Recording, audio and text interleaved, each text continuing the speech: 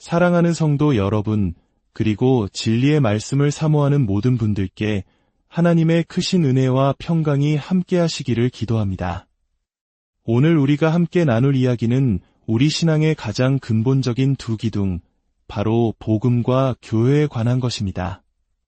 복음이란 과연 무엇이며 교회는 어떤 곳이어야 할까요?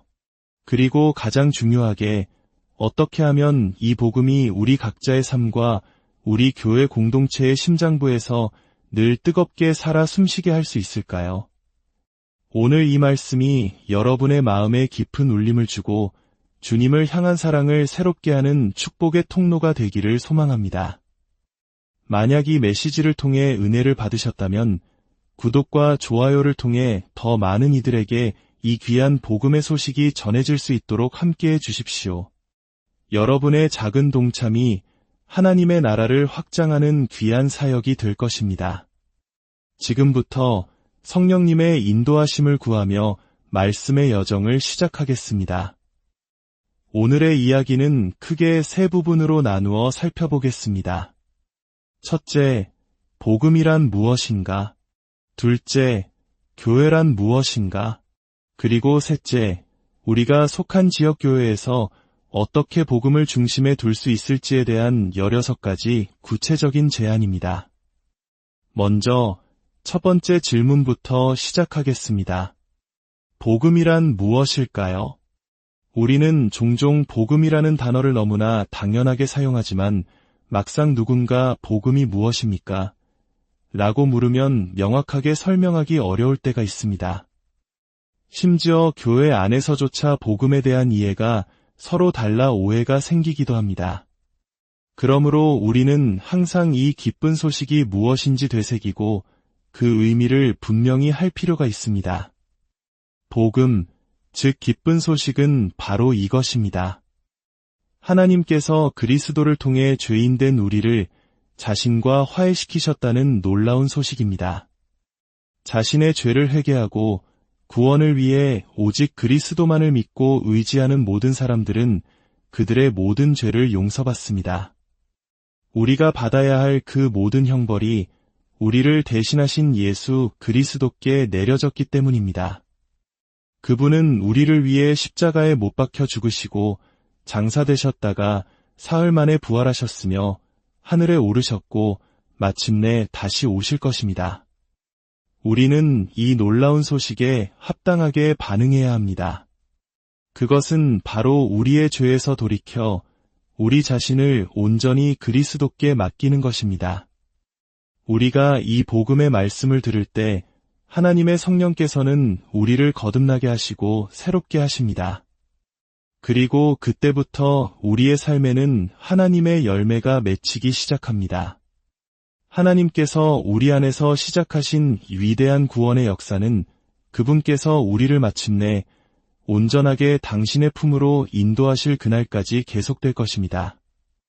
이것이 바로 복음입니다. 이 복음을 명확하게 설명하는 데는 그리 오랜 시간이 걸리지 않습니다. 우리 공동체 안에서 이 기쁜 소식을 자주 나누고 그 의미를 항상 분명하게 선포해야 합니다. 자, 이제 두 번째 질문으로 넘어가겠습니다. 그렇다면 교회란 무엇일까요? 디모데전서 3장 15절에서 사도 바울은 이렇게 말합니다. 만일 내가 지체하면 너로 하여금 하나님의 집에서 어떻게 행하여야 할지를 알게 하려 함이니 이 집은 살아계신 하나님의 교회여 진리의 기둥과 터니라. 여기서 바울이 말하는 진리는 무엇일까요? 그것은 바로 우리가 방금 나눈 복음입니다. 골로새서 1장 5절에서도 바울은 너희를 위하여 하늘에 쌓아둔 소망으로 말미암음이니 곧 너희가 전에 복음 진리의 말씀을 들은 것이라고 말합니다. 이처럼 교회는 복음이라는 진리를 굳건히 붙들고 지켜내는 기둥이자 토대와 같은 곳입니다. 역사적으로 위대한 신앙의 선배들은 교회를 이렇게 정의했습니다. 그리스도에 보이는 교회란 신실한 성도들이 모여 하나님의 순수한 말씀이 선포되고 그리스도께서 명하신 성례가 올바르게 집행되는 공동체이다. 또한 침례교 신앙 고백에서는 이렇게 덧붙입니다. 성도들은 상호 동의와 약속을 통해 자신을 주님과 서로에게 내어주며 하나님의 뜻에 따라 정기적으로 한 곳에 모여 공적인 예배와 섬김을 드린다. 이 정의들을 통해 우리는 교회의 핵심이 무엇인지 알 수 있습니다. 바로 복음의 말씀이 선포되고 그 말씀에 따라 살아가는 신실한 성도들의 모임이라는 것입니다. 신앙의 역사 속에서 성도들은 교회를 이해하기 위해 몇 가지 유용한 구분을 사용해왔습니다. 첫째는 참된 교회와 거짓된 교회의 구분입니다. 교회라는 이름을 가졌다고 해서 모두가 참된 교회는 아닙니다. 종교개혁 시대의 개혁가들은 로마 가톨릭 교회가 복음을 그 중심에서 잃어버렸기에 더 이상 참된 교회가 아니라는 고통스러운 결론에 이르렀습니다. 참된 교회는 복음을 소유하고 있는가, 아닌가로 구별됩니다. 오늘날 우리 사회에서도 이단의 문제가 심각한 만큼 복음이 없는 교회는 참된 교회라 할 수 없다는 이 구분은 우리에게 매우 중요합니다. 둘째는 규범적 교회와 비규범적 교회입니다. 이는 참된 교회들 사이에서의 구분입니다. 규범적이라는 것은 성경 말씀이 가르치는 모든 세부 사항을 충실히 따르고 있다는 의미입니다. 반면 복음은 가지고 있지만 성경의 어떤 가르침에서 벗어나 있다면 비규범적이라고 말할 수 있습니다. 예를 들어 우리 장로교 형제들은 유아 세례를 베푸는데 침례교의 관점에서는 이것이 성경의 가르침과 다르다고 보기에 비규범적이라고 생각할 수 있습니다. 하지만 그들이 참된 복음을 전파한다면 우리는 그들을 여전히 그리스도 안의 형제로 참된 교회로 인정합니다. 이 구분은 무엇이 복음의 핵심이고 무엇이 부차적인 문제인지를 분별하게 도와줍니다. 셋째는 건강한 교회와 건강하지 않은 교회입니다. 이는 교회가 얼마나 복음의 원리대로 역동적으로 살아가고 있는가를 보여주는 스펙트럼과 같습니다. 어떤 교회는 규범적으로는 완벽해 보일지 몰라도 성도들 간의 사랑이 없고 복음의 감격이 식어 있다면 건강하지 않은 교회일 수 있습니다.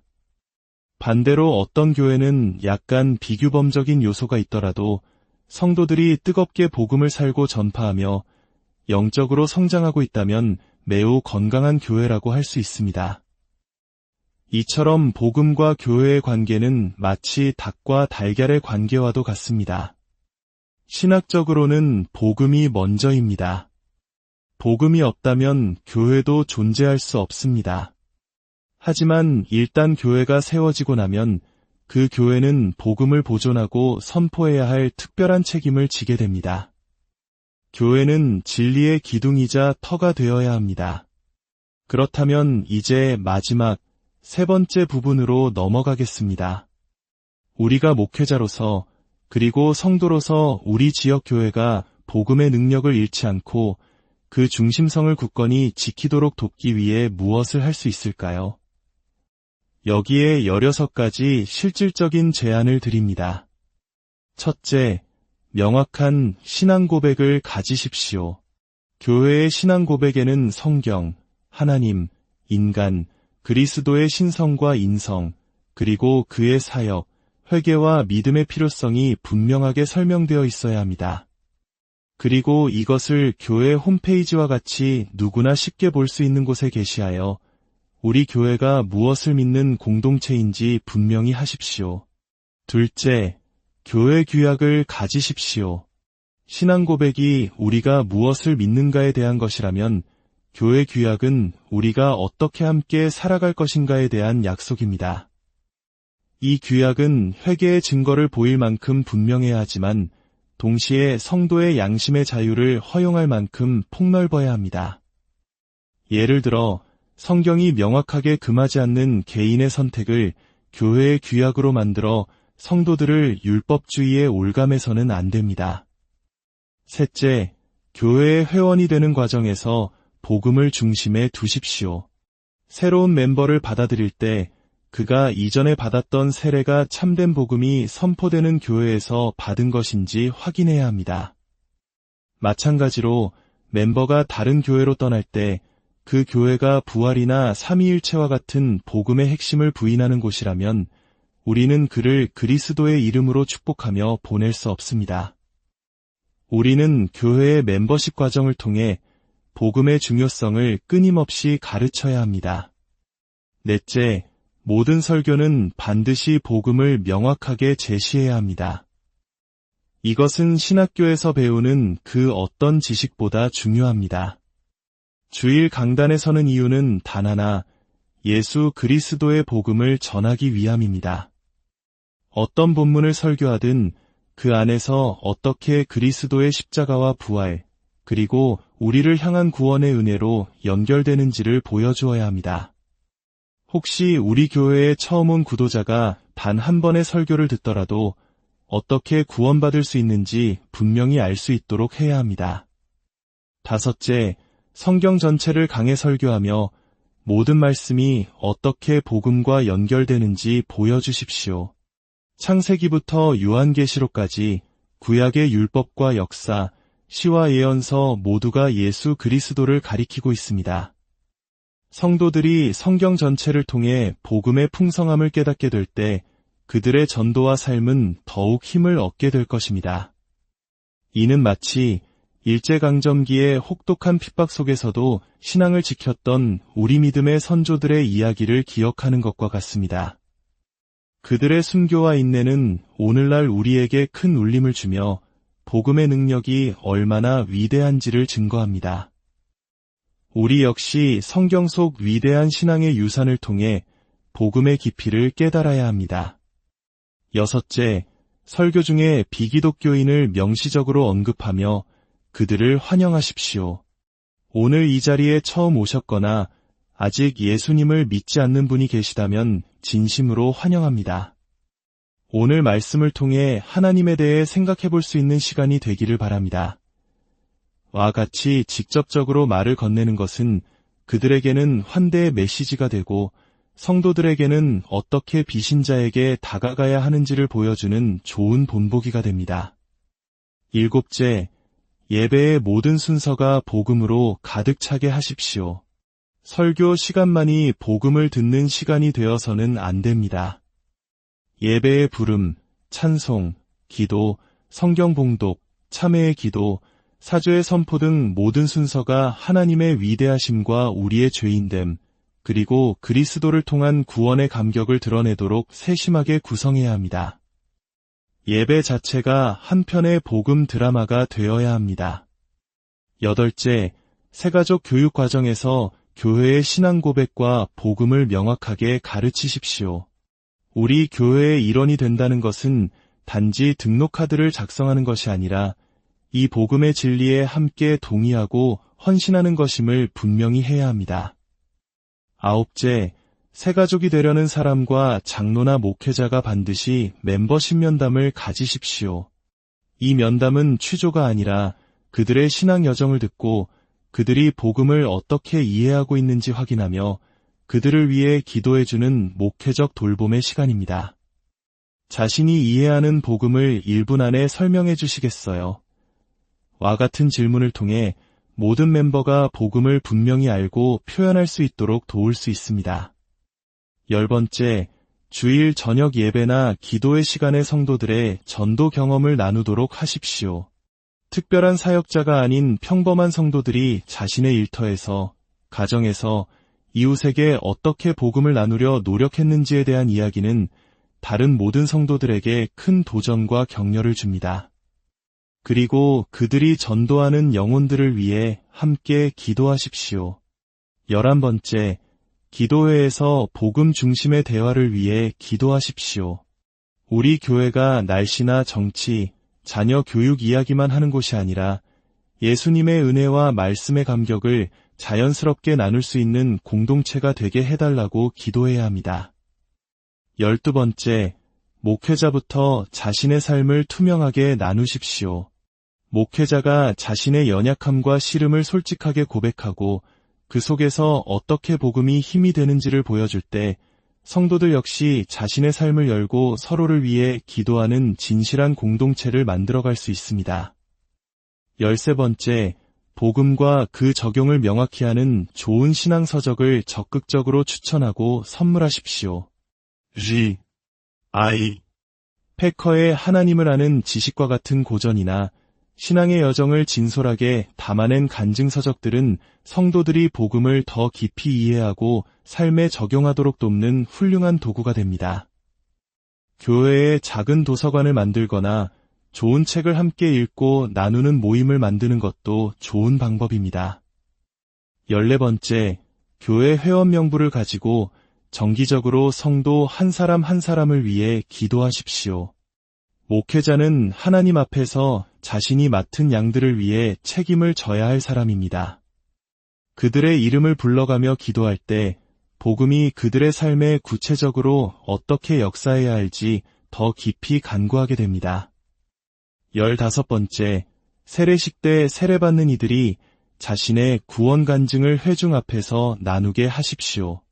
한 영혼이 어떻게 죄를 깨닫고 예수 그리스도를 구주로 영접하게 되었는지를 듣는 것만큼 온 교회에 복음의 감격과 능력을 생생하게 일깨워주는 시간은 없습니다. 마지막 16번째, 로마서 14장이 말하는 성도의 자유와 개인의 양심의 역할을 잘 이해하고 가르치십시오. 복음의 핵심이 아닌 문제들, 예를 들어 우리가 지지하는 정당이 다르거나 자녀 교육 방식이 달라도 우리는 그리스도 안에서 하나가 될 수 있음을 가르쳐야 합니다. 교회가 복음이 아닌 다른 것으로 사람을 판단하기 시작할 때 복음은 그 중심성을 잃게 됩니다. 사랑하는 여러분, 복음은 교회의 생명입니다. 복음이 사라진 교회는 더 이상 교회가 아닙니다. 오늘 나눈 이 원칙들을 마음에 새기고 우리 각자가 속한 교회 공동체가 늘 살아계신 하나님의 집, 진리의 기둥과 터로서 굳건히 서갈 수 있도록 함께 기도하며 힘쓰기를 원합니다. 주님, 저희에게 이 놀라운 구원의 복음을 허락하시니 감사합니다. 저희가 이 복음의 가치를 결코 잊지 않게 하시고 저희의 삶과 저희의 교회가 언제나 이 복음 위에 굳건히 서게 하여 주옵소서.